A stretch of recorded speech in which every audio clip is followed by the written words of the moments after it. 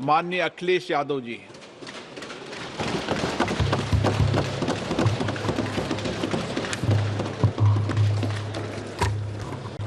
अध्यक्ष महोदय, मैं आपका धन्यवाद देता हूं कि आपने मुझे महामहिम राष्ट्रपति जी के अभिभाषण पे बोलने का मुझे समय दिया है। अध्यक्ष जी, मैं सबसे पहले आपका अभिनंदन एवं अभिवादन करते हुए आग्रह करना चाहूँगा कि मुझे बोलने के लिए जो समय दिया है, मैं उसमें से 2 मिनट का समय महाकुंभ हादसे का शिकार लोगों की आत्मा की शांति के लिए खड़े होकर के मौन रखना चाहूँगा। अगर किसी अन्य को भी सच्चे मन से मृतकों के प्रति सच्चा भाव है तो वो भी हमारे सांसदों के साथ खड़ा होकर के ये मौन श्रद्धांजलि अर्पित कर सकता है। ये माननीय सदस्य अध्यक्ष महोदय, अगली लाइन अध्यक्ष महोदय, ये विषय अध्यक्ष महोदय, आप सीनियर लीडर हैं। अध्यक्ष महोदय, ये अधिकार आपका है। कभी नहीं रही। ये मैंने विषय मेंशन करते हुए भरोसा है इस विषय पर मौन कर दिया था, इसलिए अध्यक्ष का अधिकार है। हाँ, मैं वही अध्यक्ष महोदय, ये जो बात मैं शुरू कर रहा हूं, जहां मैंने मौन 2 मिनट के लिए श्रद्धांजलि की बात की है, ये अधिकार मेरा नहीं है अध्यक्ष महोदय, ये अधिकार आपका है। मुझे पूरा भरोसा है आप पर कि जब अभिभाषण की चर्चा खत्म हो रही होगी उस समय 2 मिनट का मौन श्रद्धांजलि जरूर दी जाए जो श्रद्धालुओं की जान गई है। नहीं अध्यक्ष महोदय, नहीं अभी 1 मिनट दें, आप लोग कुछ मत बोलो, मैंने कुछ नहीं। अध्यक्ष महोदय, अभी तो अध्यक्ष महोदय मैंने बात शुरू नहीं की है, और जिन लोगों को तकलीफ है और जिनको दुख होना चाहिए उनके बारे में मैं, हालांकि वो बात मैं बाद में कहना चाहता था महाकुंभ के बारे में, लेकिन अध्यक्ष महोदय क्योंकि बहुत सारे माननीय सदस्य ये सुन नहीं सकते हैं, इसलिए मैं बात वहीं से शुरू करता हूं। आप देश के परम अभिभावक होने के नाते हमारा आपसे अनुरोध है कि जहां सरकार बजट के आंकड़े लगातार दे रही है, और जब मैंने अभिभाषण पढ़ा अध्यक्ष महोदय, बहुत सारे आंकड़े सरकार ने दिए हैं। आंकड़े देने से पहले महाकुंभ में मरने वालों के आंकड़े भी दे दें। महाकुंभ की व्यवस्था के बारे में स्पष्टीकरण देने के लिए मेरी मांग अध्यक्ष महोदय, सर्वदलीय बैठक बुलाई जानी चाहिए। महाकुंभ आपदा प्रबंधन व खोया पाया केंद्र की जिम्मेदारी सेना को दी जाए। महाकुंभ हादसे के शिकार लोगों की मृत्यु, घायलों का इलाज, दवाइयों, डॉक्टर, भोजन पानी, परिवहन की उपलब्धता का आंकड़ा संसद में पेश किया जाए। महाकुंभ हादसे के लिए जिम्मेदार लोगों पर, महाकुंभ हादसे के लिए जिम्मेदार लोगों पर घोर दंडात्मक कार्रवाई हो। जिन्होंने सच छुपाया है उनको दंडित किया जाए। अध्यक्ष महोदय, हम डबल इंजन की सरकार से पूछते हैं, अगर अपराध बोध नहीं था तो आंकड़े दबाए, छिपाए और मिटाए क्यों गए हैं? सच छिपाना और मिटाना भी तो अपराध है। इसका दंड कौन भुगतेगा अध्यक्ष महोदय? जहां इंतजाम होना चाहिए था वहां प्रचार हो रहा था। एक धार्मिक समागम में डबल इंजन का राजनीतिक प्रचार अशोभनीय है, निंदनीय है। इतने बड़े हादसे के बाद कम से कम अब तो वो होर्डिंग उतरवा देना चाहिए।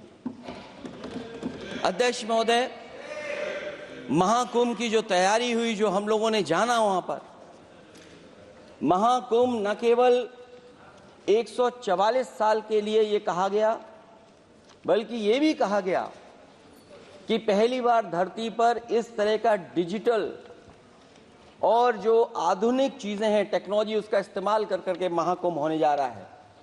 सीसीटीवी, ड्रोन, लाइव स्ट्रीमिंग के आधार पर जिनका दावा था कि वो डिजिटल कुंभ करा रहे हैं, वो मृतकों की डिजिट नहीं दे पा रहे हैं।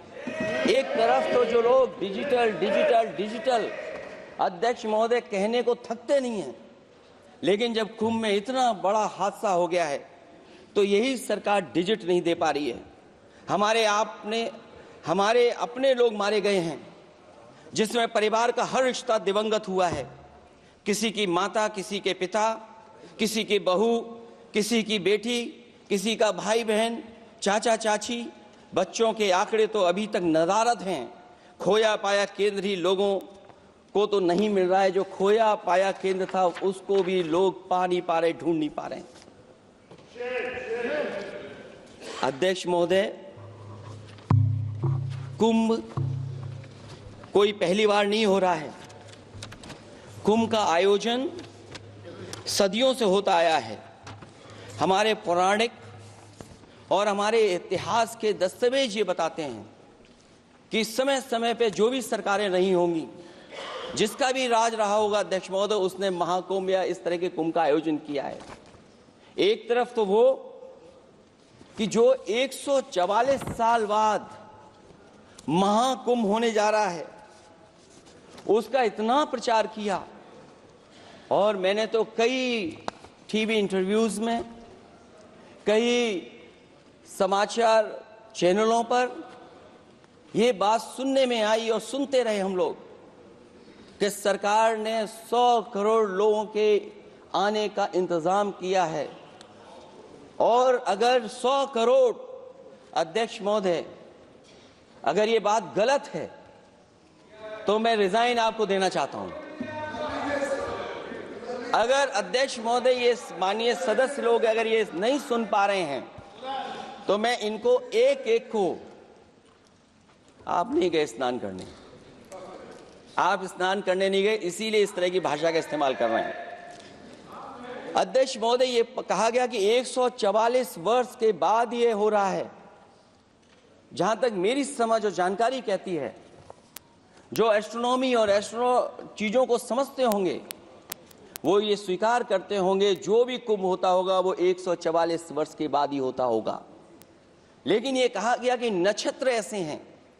तो मैं अध्यक्ष महोदय सरकार से कहना चाहता हूं कि सतयुग से लेकर के कलयुग तक ये सनातन परंपरा रही है कि संत, महात्मा, साधु समाज मुहूर्त के हिसाब से शाही स्नान करते हैं। उसमें नक्षत्रों के हिसाब से जो सहयोग बनता है वही शाही स्नान का मुहूर्त होता है।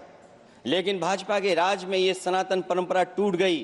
पहले सरकार ने संत समाज को शाही स्नान रद्द करने का आदेश दिया, जिससे अनादिकाल की सनातन परंपरा टूटी। और फिर जब देश भर में ये बात उठी, तो उन्होंने हादसे को छिपाकर फिर से आदेश दिया कि अखाड़े शाही स्नान करने जाएं। इससे सरकार ने पावन मुहूर्त के स्थान पर अपने मनमाने समय पर स्नान कराने का आदेश दिया। बात उस दिन या तिथि की नहीं होती है, बल्कि निश्चित मुहूर्त काल की होती है। ये सनातन परंपरा तोड़कर इन लोगों ने अच्छा नहीं किया। और ये क्या परंपरा टूटी है कि नहीं टूटी है, मैं समझता हूं अध्यक्ष महोदय मुझसे बेहतर सामने वाले ज्यादा जानते होंगे इसके बारे में। और जो लोग, अध्यक्ष महोदय, जो हम लोगों ने देखा वहां पर लोग पुण्य कमाने आए थे और अपनों के शव लेकर के गए हैं। चमत्कारी करिश्मा तो ये हुआ है, श्रद्धालुओं के शव मिल गए थे, पर सरकार स्नान करने वाले मरने वालों की बात स्वीकार नहीं कर रही थी। और इससे ऊपर ये बात जो वहां पर और हुई, अध्यक्ष महोदय,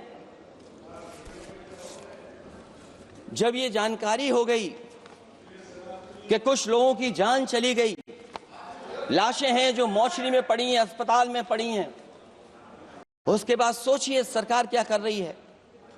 अपने सरकारी हेलीकॉप्टर में फूल भर करके फूलों को डालने का काम किया। सोचिए, ये हमारी कहां की सनातनी परंपरा है। मैं जानना चाहूंगा सदन के माध्यम से हमारे माननीय सदस्य बताएं कि जहां लाशें पड़ी रही हों, न जाने कितनी चप्पलें पड़ी थीं, न जाने कितनी चप्पलें पड़ी थीं, न जाने कितने कपड़े पड़े थे, महिलाओं की साड़ियां थी, कपड़े थे,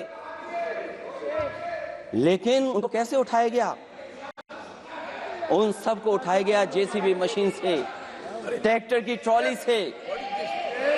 उनसे उठा करके कहां फेंका कोई नहीं जानता, लेकिन जब उनको लगा कि वहां से बदबू आ रही है तो यही सरकार के लोग छिपाने लगे हैं।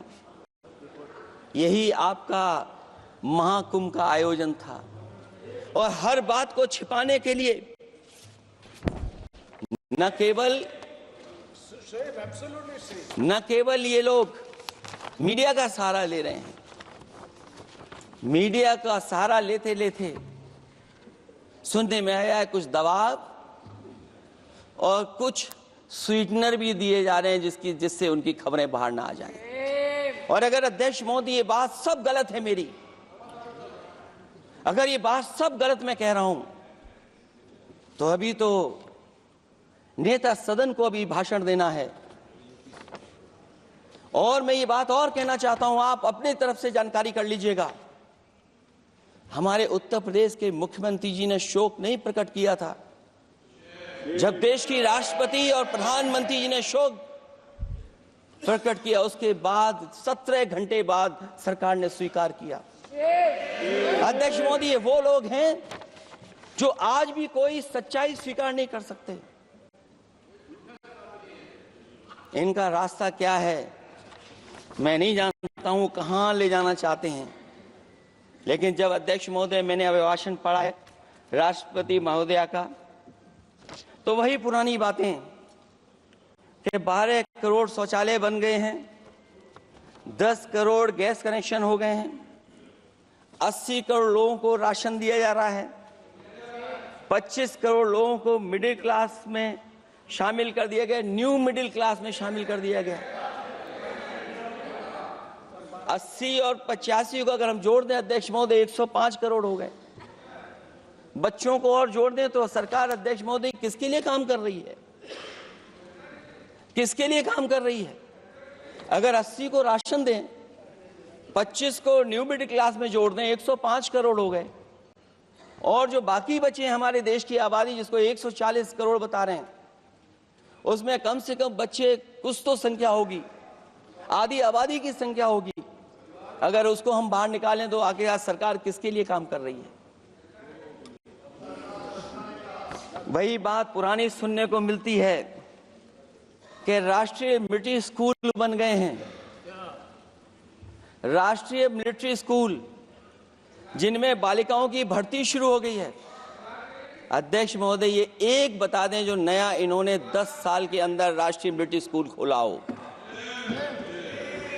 और कंफ्यूज मत होना, राष्ट्रीय मिलिट्री स्कूल कौन से होते हैं, सैनिक स्कूल कौन से होते हैं, ये कंफ्यूज मत होना। 10 साल में सोचिए अध्यक्ष महोदय, एक भी नया राष्ट्रीय मिलिट्री स्कूल नहीं खोला है। अगर खोला हो तो सरकार जरूर बताए। जो लोग कहते हैं हम ईज ऑफ डूइंग रिसर्च कर रहे हैं, अध्यक्ष महोदय, इनकी ईज ऑफ डूइंग रिसर्च हमने देखी है। इनकी ईज ऑफ डूइंग रिसर्च अपनी इमेज चमकाने के लिए और दूसरे की इमेज बर्बाद करने के लिए ईज ऑफ डूइंग रिसर्च चल रही है।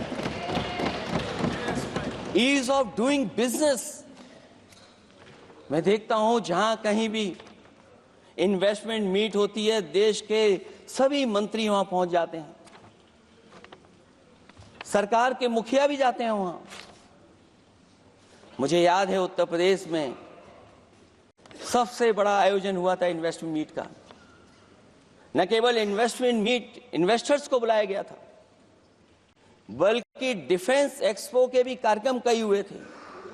और अध्यक्ष महोदय, भरोसा ये दिलाया गया था कि जो एमओयू हो रहे हैं 40 लाख करोड़ के, उसको जमीन पर उतार लिया जाएगा। मैं इन्हीं डबल इंजन की सरकार से जानना चाहता हूं कि जो 40 लाख करोड़ के MOU हुए उसमें कितना जमीन पर ये सरकार उतार पाई है। कहीं ऐसा तो नहीं है कि सरकार के डबल इंजन आपस में ही टकरा रहे हों। अब तो जो खबरें हम लोग पढ़ते हैं, न केवल इंजन टकरा रहे हैं अध्यक्ष महोदय, अब तो डब्बे भी टकराने लगे हैं।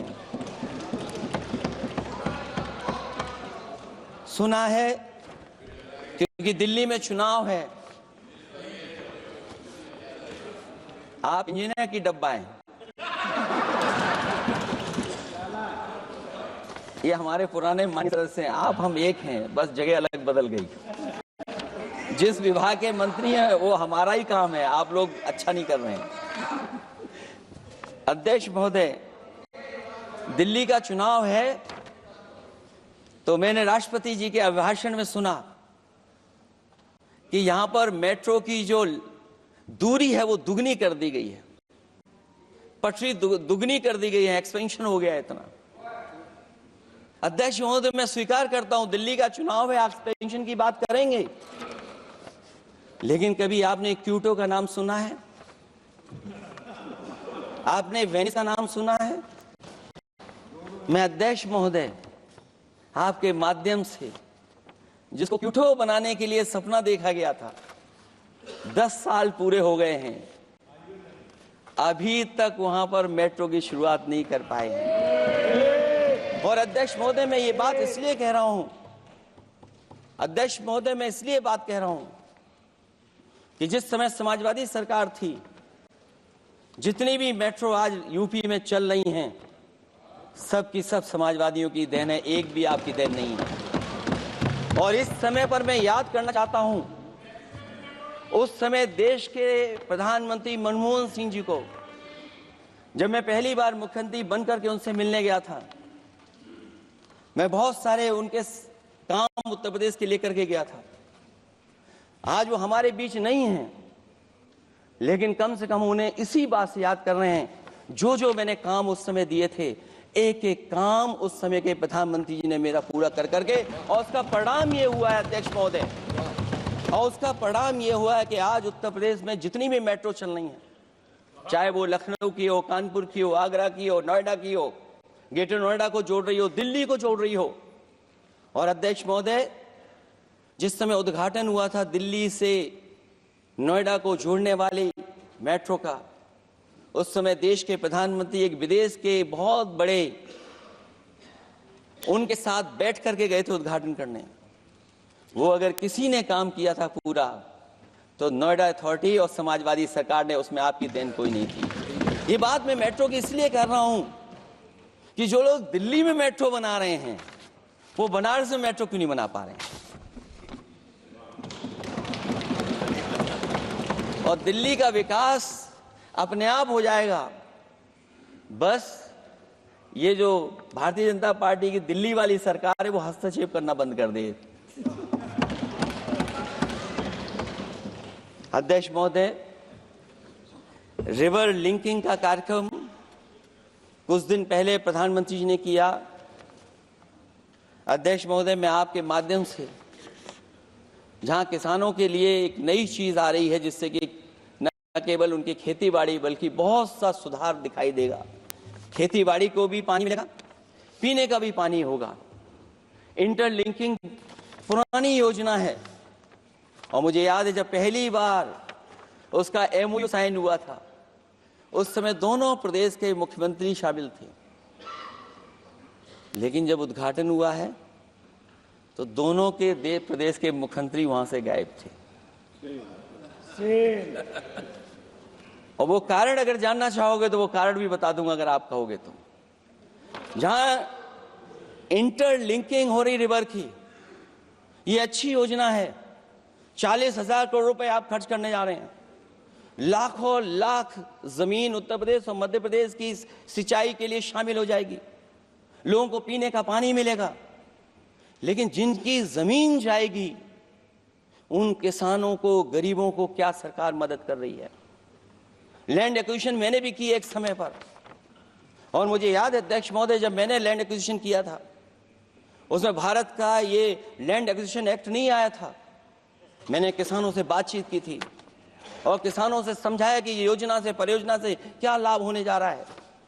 वहां के किसान तैयार हो गए और उसका परिणाम ये था कि 21 महीने में देश का सबसे बेहतरीन एक्सप्रेसवे और जमीन एक्वायर कर करके हम लोगों ने बना करके दिखा दिया। और जब उद्घाटन हुआ था तो उसमें भारतीय वायुसेना के विमान सुखोई और मिराज को उतार करके हम लोगों ने उद्घाटन किया था उसका। ये बात मैं इसलिए बता रहा हूं, जिस हाईवे पर देश के प्रधानमंत्री उतरे थे और उद्घाटन के बाद प्रधानमंत्री जी के पीछे पीछे कोई चल करके आया था, वो हाईवे भी अगर किसी ने डिजाइन किया था तो समाजवादी सरकार का डिजाइन था, वो भारतीय जनता पार्टी का डिजाइन नहीं था। और अगर इनका डिजाइन होता तो उत्तर प्रदेश में कोई नया हाईवे ऐसा बना करके दिखाएं जिससे हवाई जहाज उतर जाए। नहीं तो मैं मानूंगा कि आप जो कह रहे हैं कि आधुनिक इंफ्रास्ट्रक्चर बनाना चाहते हैं, आपकी परिभाषा क्या है आधुनिक इंफ्रास्ट्रक्चर की? और ये बात में जो इतनी घुमा फिरा के कह रहा हूं, वो बात में लौट करके उसी पे जा रहा हूं। अध्यक्ष महोदय, अगर 40,000 करोड़ की योजना बनी है रिवर इंटरलिंकिंग की, तो जिन किसानों की, जिन गरीबों की जमीन जा रही है, उन किसानों को आप सही तरीके से मुआवजा, मदद उनकी क्यों नहीं कर रहे हो आप?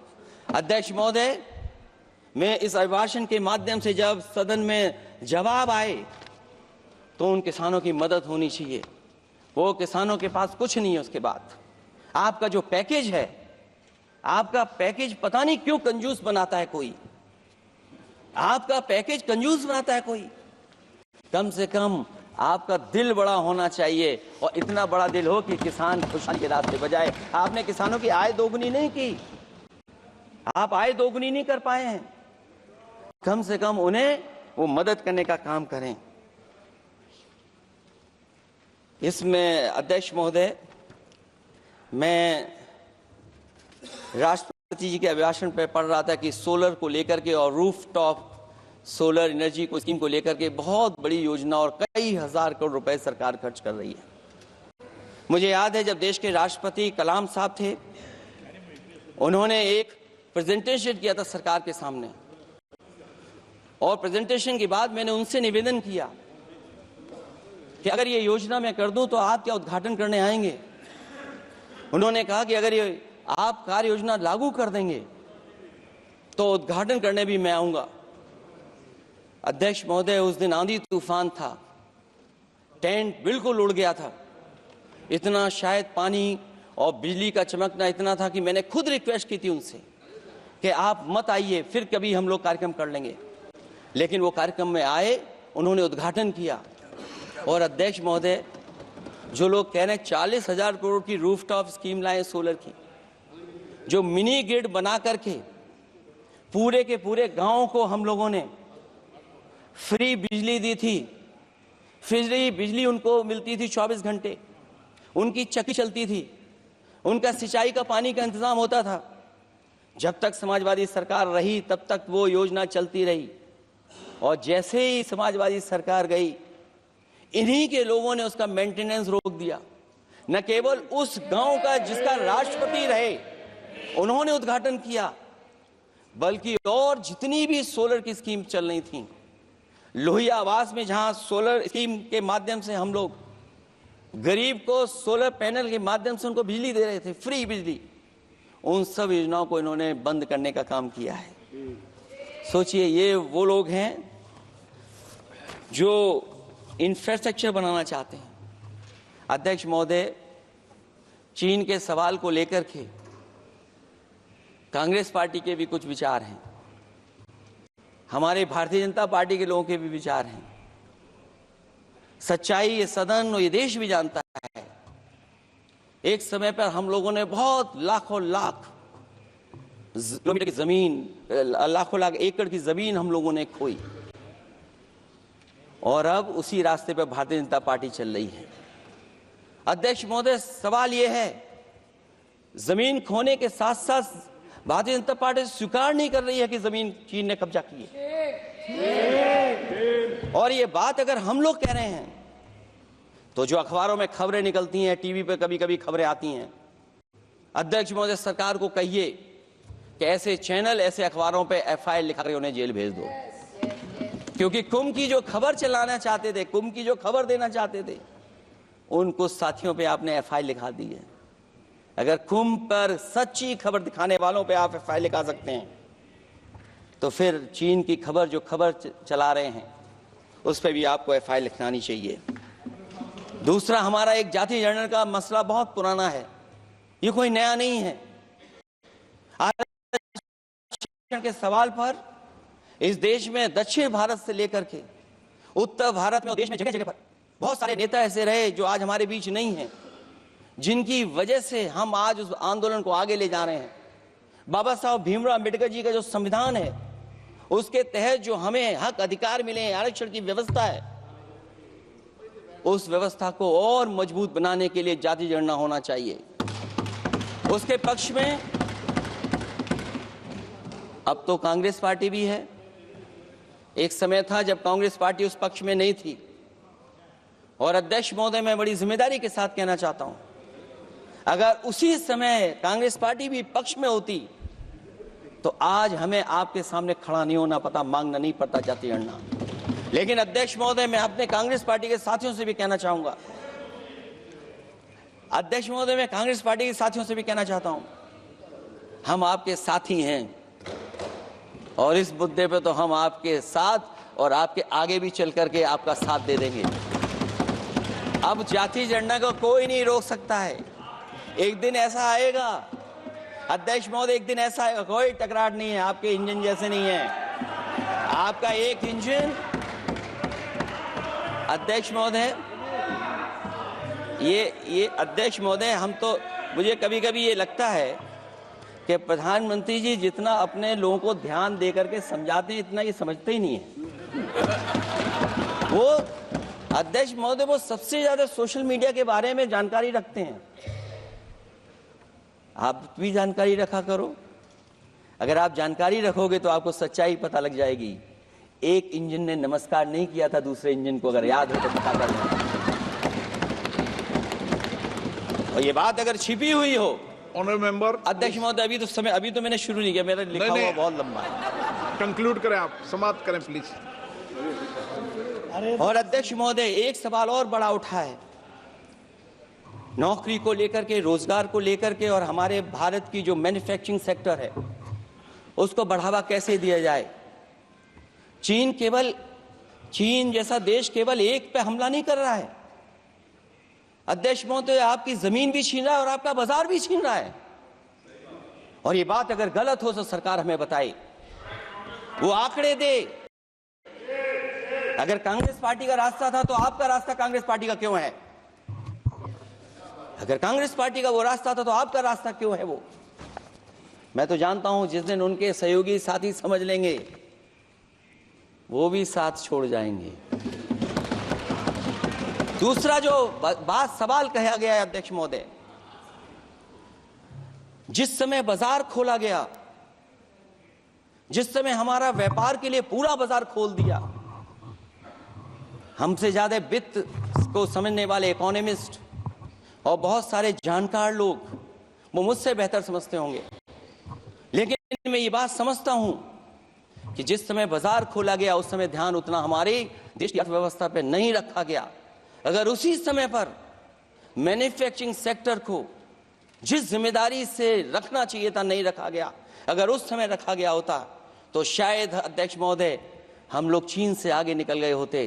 आज चीन आ गए, हम लोग पीछे हैं। क्या आप इनको ज्ञान दे रहे हो क्या?